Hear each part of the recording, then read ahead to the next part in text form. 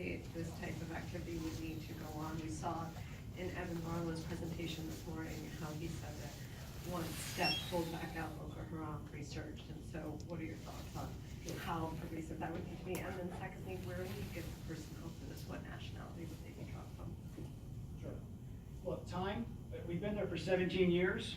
This is not a 6-month fix, but what I will say is, since I sold Blackwater in 210, for 2.5 years I was focused on counter-piracy, okay, off the coast of Somalia. You probably haven't heard of much piracy off the coast of Somalia anymore. Something worked. But we've been looking for minerals, and there's enormous mineral and energy potential in Afghanistan if you could just set security long enough.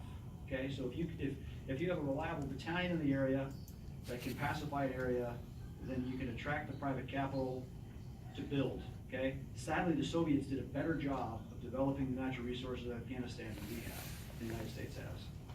And if you build a mine, right, there's a place like Masainak. It's 50 kilometers south of Kabul. It's the largest copper deposit in the world. More than 6 million tons of copper. Do it manually. I employed 10,000 Afghans with picks and shovels and pay them $12 a day. The Taliban's paying 10, we pay 12, right? You do that in enough of those places and you literally suck the manpower away from the enemy. Most of the Taliban are not super committed Islamists. Most of them are fighting for pay. So, short answer, I'd say the full model of what I lay out, 6,000, probably need that for the first year, year and a half. And then you go on about a 20% a year drawdown, down to zero. The East India Company lasted for 250 years with that model of one mentor to 19 locals. And I'm not saying we're not there to colonize Afghanistan, quite the opposite. We want a Afghanistan that can stand on its own and protect what's inside its own borders. But you're leaving some kind of skeletal structure support, even if it's very thin, to make sure pay, manpower, supply is under control. You have a huge gap covered. And your second question was? Where do you get the personnel from? What nationality? Yes. I would use my planning, use 60% American, 40% from NATO, Aussie, Kiwi, South African. Anybody with a good rugby team. Look, the NATO countries, however well-meaning, are so fraught with political limitations. One group can't cross a road, another group can't patrol at night. It's a joke, okay? It's a joke because they're being run by their bureaucracies back in their home countries, not by their leaders on the ground. Individual augmentees, okay? A team of Germans, South Africans, French, Brits, Poles, it would be very well together. And I want a little bit of competition between the battalion mentors, okay, for who patrols the most, who controls the most terrain, and I want that kind of innovation that comes from the experience they've had in different kinds of warfare all over the place. The aviators, not hard to find crew to fly those kind of combat missions for 90 aircraft. They guys to be lining up. Just like I know guys to be lining up for the mentor mission. At the mere mention or the press reports, I have an inbox full of people looking to do that, and especially veterans that want to go back and do it right, and that care about seeing the mission done properly. And I think as a country, we want to see proper closure on this, right? America had a big scar for a long time because of Vietnam, and I don't think anybody wants to see helicopters off the roof of the embassy, or actually the image that you saw in Vietnam was a CIA state house. But all the same, that is a bad image for all of civilization if that happens. And if we abandon Afghanistan, that's exactly what will happen. Even Ghani himself, the president of Afghanistan, said, without U.S. support, we would last 6 months. I would say that's a stretch. It's way less than that. Your views on China and Afghanistan, sir? So China is very concerned about Afghanistan because of the Uyghurs, or the Uyghurs. Okay, the Uyghurs are a Turkic people that live up in Xinjiang province up in the northwest. And the Uyghurs have had many hundreds of them fighting and learning and training in Syria, and there's some pretty committed jihadists, and there's some sanctuary also in Badakhshan in the northeast part of Afghanistan, where they can train and equip and all the rest. The Chinese do not have an experience with dealing with kind of counterinsurgency. They've had some really bad Uyghur terrorism that makes them very, very concerned, right? They did, like in Nanjing, a train station, there was a knife attack and 4 Uyghurs killed 29 people with knives, okay? Let alone if they have firearms or explosives, all the rest. So, look, Russia is concerned about Afghanistan because jihad can work its way north from there. China has an issue. Pakistan, here's another issue. The Pakistanis have been sticking it to us for a long time and playing both sides. And for all the noise about putting more pressure on Pakistan, the fact is we can't, because the very thirsty logistics lines of the Pentagon run right through Karachi. Okay, so as tight as we want to squeeze Pakistan, they can choke those supply lines as well. If we go to a much smaller, lighter footprint, like I've advocated, you come in from the north, and then you can really, then you can put all sorts of pressure on Pakistan from there. Sir? So to continue our conversation from lunch, if you were going to do a pilot program, just a piece of your concept, what piece would that be? The absolute minimum, the thing that they need more than anything is air right now. If you have reliable air that would show up, okay? As simple as, in Vietnam, the Puff the Magic Dragon guys would actually give out cards with a radio call sign and frequencies that when your father's under attack, you call, we haul, right? They show up and they do it. At minimum, we should be doing that. It's the same thing we did for U.S. forces, but there are so many places that are in such bad guy hands that there's lots of places to do this without stepping on DoD toes. A few mentor teams, but I wouldn't put mentor teams in without our own reliable air to show up, because I have that little confidence in the U.S. military showing up in a timely manner. Not because of the individual pilot's bravery, because of bureaucracy that literally prevents them from doing their job. We've allowed lawyers to become in America what Zampolits were of the Soviet Union. If you don't know what a Zampolit is, watch the movie The Hunt for Red October, okay? Because the Soviets, on every ship, every squadron, every division would have a Soviet political officer whose job was to make sure that the unit was complying with the whim of the Communist Party of the Soviet Union. And sadly, I think lawyers have restrained the individual field commanders' leeway to go do their job. This is more of a comment than a question. I was just struck by first the almost the same kind of ideas generated by Ivan this morning and how it corresponds with what you are saying now. Secondly, if you have done a study of the counterinsurgency campaign in Namibia, you will find a lot of what you are talking about in the campaign that the South Africans conducted in the 1970s, 1980s. And it basically boiled down to take local forces, train them well, let them be led very well by... And keep training wheels on them. Oh yeah. Like a bike. Absolutely. But you're basically fighting the war with locals that are very well led whilst they are very well trained, and you support them with air power, medical and intelligence support that goes with it. And I should say Namibia is probably one of the most stable democracies in the world at present. Right.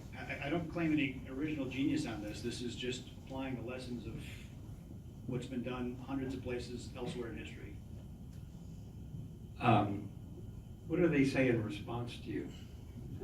I mean, inside, I read the articles and all of that, the criticism, but when you talk to serious people... I've heard some people saying they're adapting my plan, they're not going public with it because they don't want to give me credit. That's fine, I don't care. But, and then there's others, look, the military-industrial complex is very real. The amount of money, okay? someone talked about it at lunch, about another boondoggle, right? We're giving them 170 Black Hawk helicopters. It's an $8 billion program for Lockheed Martin, okay? You want to talk about occupied territory in Washington? Capitol Hill, occupied by a battalion strength of lobbyists for those big defense contractors. They are very happy to see the annuity of $62 billion a year continue. I take great umbrage when people say, oh, Eric Prince wants to privatize this and make money. Yeah, I would try to make money, but anybody that can go from burning 62 billion to less than 10 total for the whole thing, hey, I think that would be a public good. What do they say that, what flaws do they find? I'm talking about serious people, when you talk to military people. Right, we shouldn't do this. Mattis just said because it doesn't make the Pentagon look good. What else can they say? Who can defend 17 years of what we've been doing? I challenge them. And if somebody has a better idea, please, sound off. I'm all ears. But this is not a theoretical exercise for me. I've had thousands of people on the ground doing the mentoring job and all the rest. We backed our way into the mentoring business because we were hired, we Blackwater were hired to build the Afghan border police. Built the bases, trained thousands of folks. We had to change the curriculum at the beginning because we had to do like an intro to toilet use, okay? Because these are literally guys that were illiterate, coming from the boonies that had never used a flush toilet before, never lived in a building with electric lights. But once they did all that, they saw for 10 weeks exactly what it's supposed to look like. Three meals a day, instructors that knew what they were teaching, the vehicles had fuel, the batteries were in the radios, we had a comm plan, there was ammo for the guns. Holy cow. This is a vision of what my life could be like if we could continue on. And those guys were so proud of graduating from that class because it's the first thing they ever graduated from. Because they probably didn't go past, grade 4 or 5 in school. They fought hard, they paid attention, and we kept asking the Pentagon to let our instructors go with these guys once they graduated to be mentors in the field. And they kept resisting, it's too dangerous, it's this, it's that. No, we finally relented, they finally relented, and we allowed to do it. And the success rate of these guys was phenomenal because they had that training wheel, adult leadership. Because you can't take somebody that's illiterate and in 10 weeks teach them to be the equivalent of a U.S. Customs and Border policeman operating in a war zone with their Dishka mortars and fighting the Taliban. You can't do that in 10 weeks, but you can with some adult leadership that goes with them to do more on-the-job training, and it worked. The amount of bomb makers we seized, and all the rest, it was amazing. My inbox was full. The guys sent me pictures of the people that they were wrapping up. Because it worked. The Defense Human Service, okay, the guys were supposed to be providing intelligence, were not allowed to leave the base to meet their assets. Okay, so if you're a spy spying for America, you had to come up to the front of the U.S. base because the U.S. guy was not allowed to leave the base because of force protection requirements. That is a microcosm of why we are failing in Afghanistan. Come on, let's not worship proceduralism, let's focus on results. Sir. This is the last question. Okay. Mr. Public Good. Thanks. All right. Great presentation. Thank you so much for that. And I'm just going to hang on your question. What Mattis actually said, what Mattis said was that since the U.S. reputation is on the line, it needs to be U.S. forces. But you make it that point. After 17 years, that reputation probably is an overhaul or some attention. So my question, And it's still U.S. veterans get it done. No. So, the other part of your proposal, which I think accounts for that, is it's still U.S. forces on the line because you have 2,000 special forces, Right. And it's still under a U.S. Commander. So I think you addressed that in the core proposal. But I'd just be curious because is if you could say a little bit more about the innovations that are going to accelerate that success. So one, of course, is the idea that there's non-rotational, right? So these advisors, these mentors will be there for overnight. That's one. That's a huge thing, right? Multi-year. Yeah. So what else is in there that you think will help accelerate that? So that while I know you don't expect another 17 years, what's going to get that time down to even more cost effective? I would even say effective use of assets. right, is simple things like a side fire gunship that'll actually fly in the daytime, right? You have a wonderful AC-130. Since 1991, the US Air Force won't fly that in daytime, or they won't even fly it at night if there's more than 70% illumination. Okay, the most effective counterinsurgency fire sport platform in existence today, and it's limited to a few hours a month. Okay, I'm gonna put pilots that'll fly that sucker 24/7. How many aircraft have been lost over Afghanistan to enemy missile fire? 0. Okay, there's been 92 aircraft lost to ground fire, PKs, Dishkas, RPGs against helicopters. There is no manpad threat. We do not need supersonic jets hitting tankers and bombing from 25,000 feet, dropping a $55,000 bomb to hit 2 dudes on a pickup truck. Come on. Put the close back in close air support. Altering tactics, adjusting for the realities on the ground, instead of adopting the air operations Bible that they've adopted from a Cold War mentality. Those are the kind of changes we make on the periphery that matter a lot.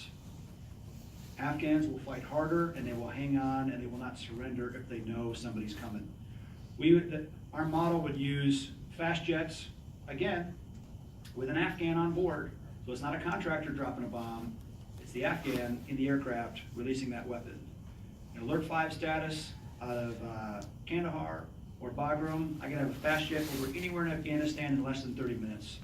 They'll hang on for that long. One last question. Send it. If the U.S. military were to follow your model, what U.S. forces would transition out of Afghanistan using your smaller model, and how long would it take? Less than a year, and pretty much all conventional forces would rotate back. The soft guys would stay, and maybe a military medicine unit could, but I think we could actually outsource all of that as well. Thank you. Look, the Pentagon has we talked about transitioning from counterterrorism, right? The new force posture of the U.S. military, transitioning back to dealing with state-on-state threats. Okay, fine, let's recapitalize, let's save $50 billion a year and recapitalize our conventional capabilities so that we don't have a peer competitor anymore, and stop wasting money and wasting young people's lives and limbs. Anybody else? That's it. Going on. Thank you.